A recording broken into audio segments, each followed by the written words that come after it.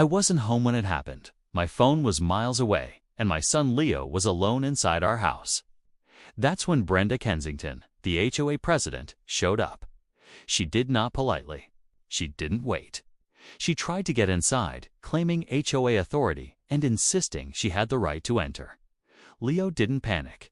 He didn't open the door. He did exactly what I taught him to do.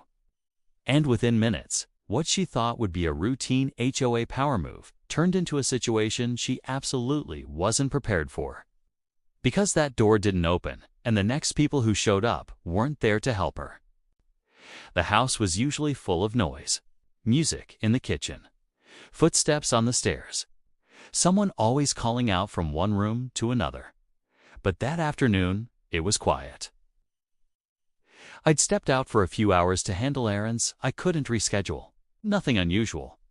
Leo had stayed home before. He was old enough to know the rules, old enough to be trusted, and careful enough to follow instructions exactly.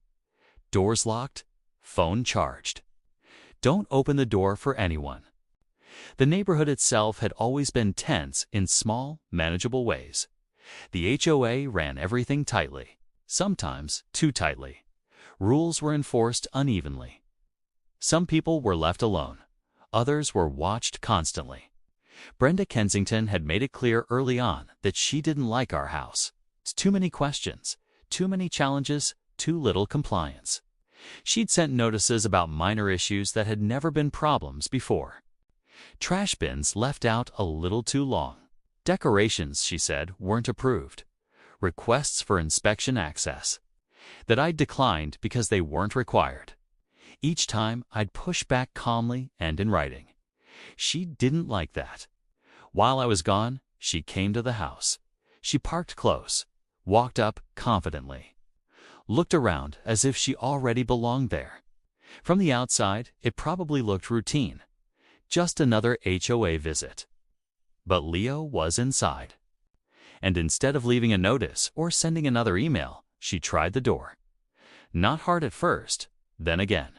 That's when the situation stopped being about rules and started becoming something much more serious. Because HOA authority ends at the property line. And the moment she tried to cross it, everything changed. Leo did exactly what he'd been taught to do. He didn't answer the door. He didn't speak through it. He stayed out of sight.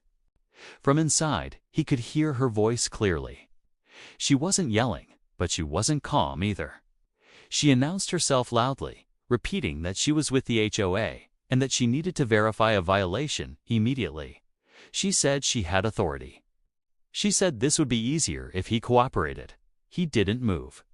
She tried the handle again, this time harder. That's when fear set in. Not panic, but the kind that makes everything feel sharp and quiet at the same time. Leo backed away from the door and went where we practiced. He locked himself in a room, grabbed his phone, and called me. I answered on the second ring. He told me she was outside. He told me she was trying to get in. He told me she said she had the right. I told him to stay exactly where he was and not to open the door for any reason. While we were still on the phone, she walked around the house. Front door, side door, garage. Each attempt louder, more impatient. She knocked on windows, pulled at the garage handle. From the outside, it probably looked like persistence. From the inside, it felt like something else entirely. She started calling out my name. Then she raised her voice. She said she knew someone was inside. She said refusing access would be documented. She said she could escalate the situation if needed. That was the moment Leo did the one thing I told him to do if someone ever tried to force their way in. He called the police. When the dispatcher answered, he stayed calm. He explained that someone he didn't know was trying to enter the house, that she claimed HOA authority, that he was alone. Within minutes, the tone outside changed.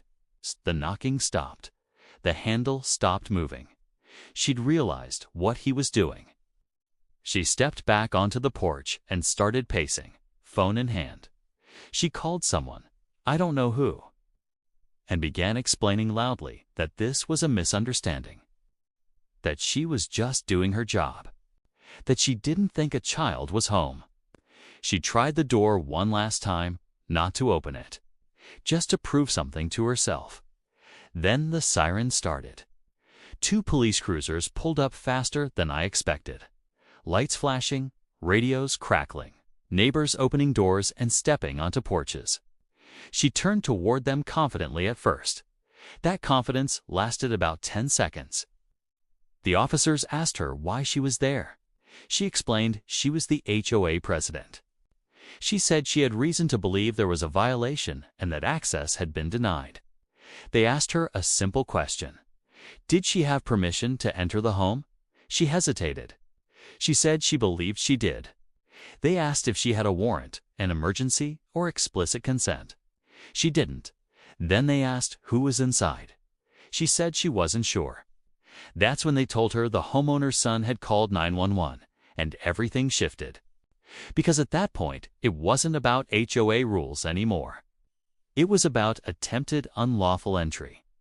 And she had just explained it herself, in front of witnesses, on a recorded call, with police standing between her and the door she'd been trying to open. The situation was about to get much worse for her, and she finally realized it. The officers didn't raise their voices. They didn't need to. One of them stepped closer to her and asked her to move away from the door. Not as a suggestion, as a directive. She complied. Slowly, still trying to explain herself, still insisting that this was all a misunderstanding. The other officer asked Leo to speak through the door. He stayed where he was and answered calmly, exactly as the dispatcher had coached him. He confirmed he was alone. He confirmed that he had not given permission for anyone to enter. He confirmed that the woman outside had tried more than once to open the door. The officers exchanged a look. They asked Brenda if she had attempted to access the garage. She said yes. They asked if she had tried any other doors. She paused, then nodded. That was enough. They explained clearly and carefully that HOA authority does not grant the right to enter a private residence without consent. That attempting to do so, especially when a minor is home alone, is taken seriously. And that her role within the HOA offered no protection in this situation. Her tone changed immediately. She said she hadn't known a child was home. She said she'd assumed the house was empty. She said she was just following procedure. The officer responded that assumptions don't override the law. Then he told her they would be documenting the incident as an attempted unlawful entry. He explained that her actions had caused a child to fear for his safety and had resulted in an emergency call. He informed her that the report would include witness statements from neighbors and audio from the 911 call. She asked if she was being arrested. He said, no, not today. But he also said that the report would be forwarded to the HOA board, the management company, and the city, and that any further attempts to enter the property could result in charges. That's when the neighbors stepped closer. Not aggressively, not confrontational, just close enough to listen. Someone asked why the HOA thought it could enter homes. Someone else said they'd received similar inspection notices and had felt uncomfortable. Another neighbor quietly mentioned that she'd seen her checking door handles before. The officer listened and wrote. By the time the police finished, Brenda Kensington looked smaller than she had when she arrived. The confidence was gone. The authority she'd relied on had evaporated in the open air, replaced by documentation and accountability. Before leaving, one officer knocked on the door again, this time gently. He asked Leo if he felt safe. He said yes. He told him he'd done exactly the right thing. Then the officers left. Brenda didn't say anything as she walked back to her car. She didn't look at the house. She didn't look at the neighbors. She just left, and the house went quiet again. But this time, it wasn't the calm kind of quiet. It was the kind that follows a line being crossed and firmly redrawn.